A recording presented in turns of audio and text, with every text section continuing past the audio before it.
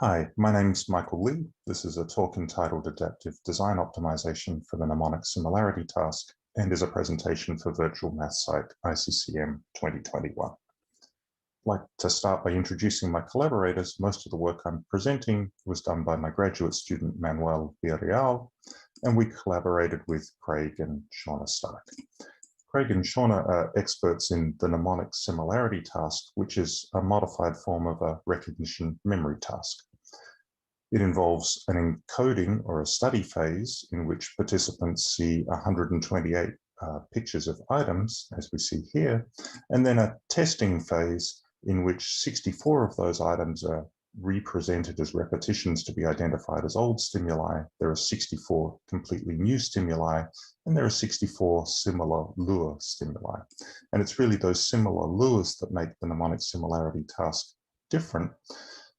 In between the old items that are exactly the same and should be identified as such, and the new items, which are brand new stimuli, are a set of lures ranging from fairly easy lures, which are the same objects but in very different visual presentations, down to very difficult lures that are hard to discriminate and so place strong demands upon pattern separation. The introduction of those lures is thought to make the mnemonic similarity task highly sensitive and reliable, and therefore a valuable tool, especially in clinical settings or in neuropsychological settings for identifying hippocampal dysfunction. As for any clinical test, however, it's important that the mnemonic similarity task be administered as efficiently as possible so that we can measure things as precisely as possible with as few trials as possible. And so our goal in this talk is to apply adaptive design optimization methods to the mnemonic similarity task to see if we can improve its performance. The data we use in this talk come from a 2015 study and involve 40 participants, half of whom were young, around about 20 years of age, and half of whom were elderly, around about 80 years of age, and they did the standard mnemonic similarity task that we've just described. This graph summarizes the basic properties of the data, showing the proportion of new responses ranging all the way from old stimuli up to new stimuli through those various stages of lures. We can see that there is a differentiation of the performance of young people who tend to do better and elderly people who tend to do worse. And notice also that if we had only done a standard recognition memory task with just old stimuli and new stimuli, we probably would not have been able to distinguish between the patterns of recognition of the young and the elderly participants. Adaptive design optimization requires a cognitive model, and we use an extended form of signal detection theory. We implement this in a slightly unusual way, treating the old stimuli as noise with a d prime of 0 and the new stimuli as signals with various levels of strength through the lures ranging up to completely new. So now responses to the right are correct rejections if they come from the new stimuli, or misses if they come from the old stimuli, and responses to the left are false alarms and hits.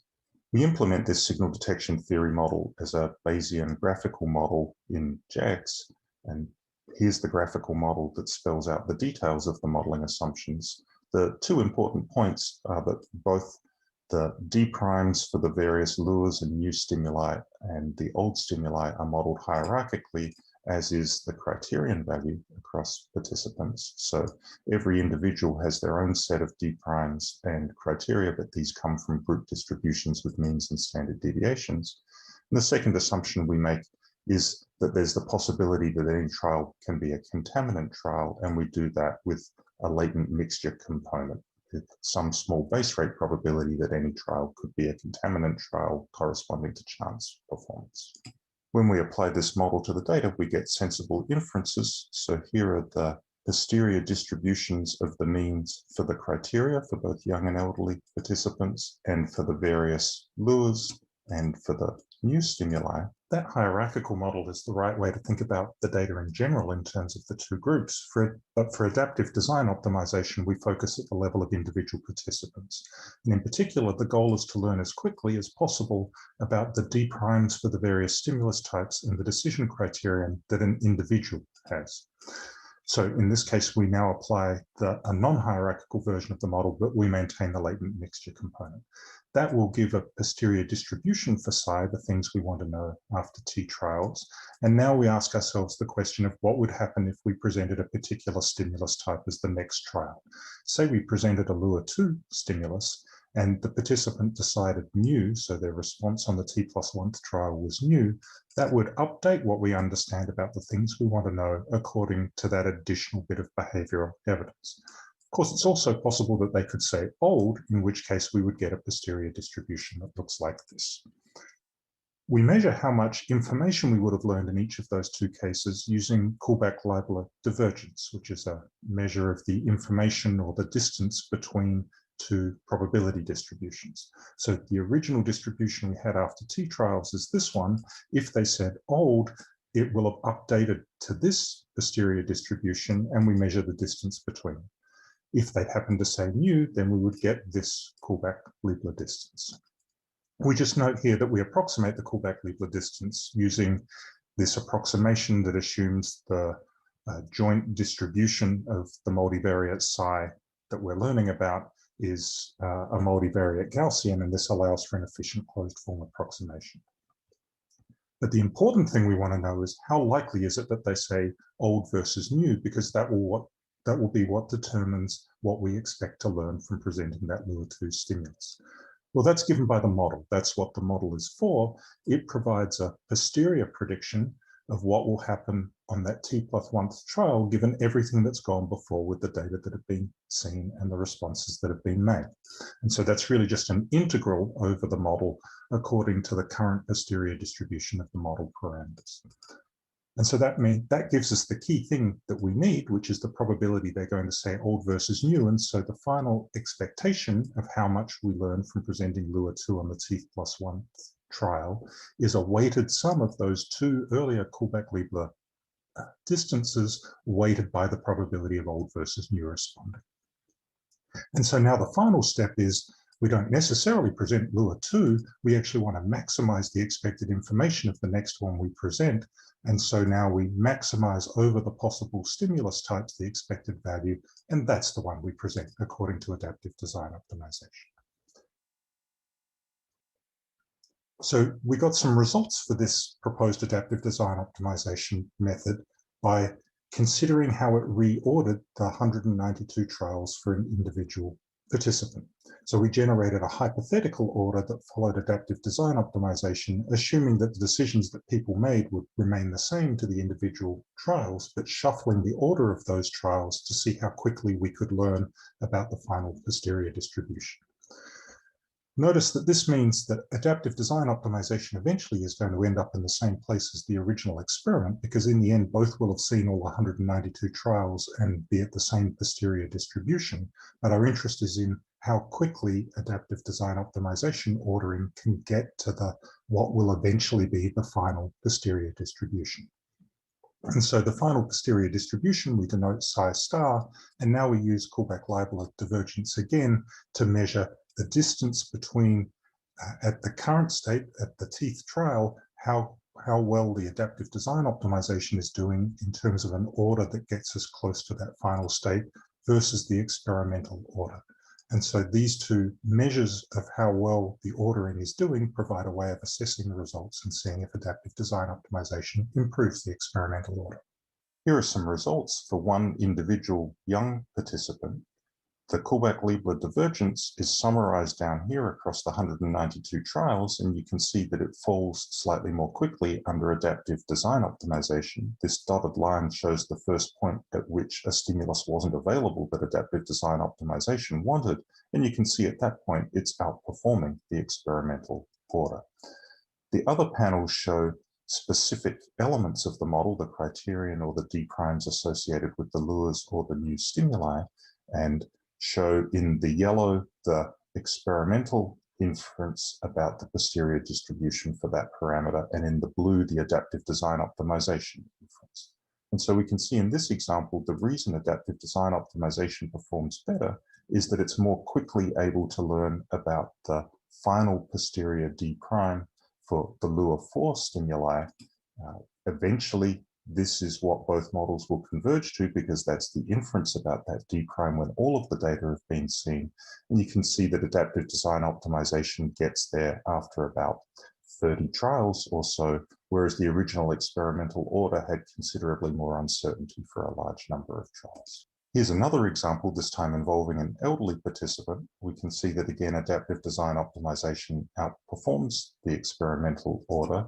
And if we look at the specific parameters, we can see that the main cause here is in Lua5, which again, the adaptive design optimization managed to learn about more quickly through the order in which it presented stimuli. Here's that graph of summary performance for all 20 of the young participants. We can see that adaptive design optimization usually outperforms the experimental order, sometimes by a lot, often only by a little and early on in the trial sequence, and there are some exceptions, but overall adaptive design optimization does lead to some improvement.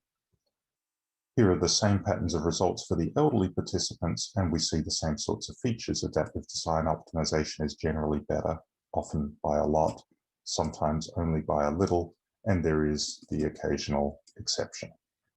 One interesting analysis to understand the performance of adaptive design optimization is to look at when it drew upon stimuli from each of those different stimulus types. That's shown in these graphs. So for example, in this panel, we have the pattern with which the Lua4 stimuli were presented. And you can see for adaptive design optimization, it presented the first one here and then presented many Lua4 stimuli in a row. It prioritized the presentation of these. The dots indicate that it was the highest expected information gain stimulus at that point. And you can see that it presented them much earlier than the random experimental order did. This is for that participant we showed earlier where the ability to identify more quickly the posterior distribution of the Lua4 discriminability was the important part in improving the inference. And you can see how design optimization has achieved that here. Notice that adaptive design optimization almost certainly could have done better here if it had had more Lua4 stimuli available. After it had presented all of the ones that were available, it often had as its highest priority presenting another one but wasn't able to do it. And so this would suggest a better assessment of this individual could have been done if instead of a whole bucket of new stimuli being available, there had been many more Lua4s and Lua5s and Lua1s, for example. Despite those promising results, it's always possible to do better, and there are two main ways in which we could look to improve the performance of adaptive design optimization further.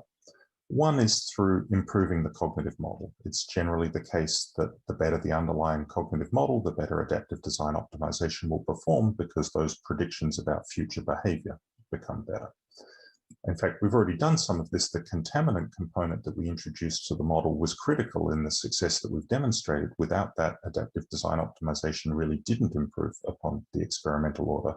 But of course, we could go further. And in particular, thinking about some sort of learning or sequential effect seems important in this sequential testing task. Second way would be to improve adaptive design optimization itself, or at least extend it. We're currently only doing one trial ahead, greedy optimization, thinking about the next stimulus to be presented, but we could look to optimize further ahead than that. But also think about whether expected information gain is always the right thing to optimize over. It might be that something like maximizing the worst case information gain, sort of minimizing the possibility that you'll really learn nothing, is a good way to choose the next stimulus. It might be more robust or more effective in some sense. It probably depends also upon exactly what the goals of the measurement are. The obvious next step is to test adaptive design optimization in experiments where there are not any limits on the availability of each stimulus time. Assuming that that works well, there would still be some work to do to realize the potential of adaptive design optimization in a practical setting. So we may need to work on some point estimate approximations using the current full implementation as a benchmark and test its ability to realize benefits in terms of how quickly and efficiently you can measure people's recognition memory. And then finally, we're interested in extending these basic ideas to other versions of the mnemonic similarity task, in particular a continuous version that doesn't need time-consuming training sets, just presents sequences of stimuli and asks people whether those have been studied as part of this sequence before, that will require a more extended cognitive model that will involve a more detailed account of learning than our simple signal detection theory model applies, but would be an interesting application of adaptive design optimization methods.